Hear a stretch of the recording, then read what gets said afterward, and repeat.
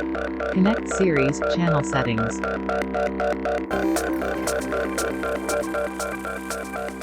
So this is where you can name the actual channels. So let's call it, speaker 1. Whatever you want to name it, you can type that in here. This is also where you can change the mode for the output. So you can change between low Z and then high Z 100 volt or high Z 70 volt. Once you go in any of the high Z modes, there's a secondary high pass filter that engages here. So by default, it's set to 70 hertz, but you have the ability to change this between 35 hertz and 5 kilohertz. The reason this is here is to protect the speaker transformers from oversaturation.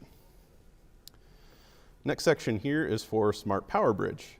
So this is where you can enable the Smart Power Bridge on each channel, one channel at a time per amplifier. So what this does is it will double the power of that channel with keeping pretty close to the same rated power on all the remaining channels.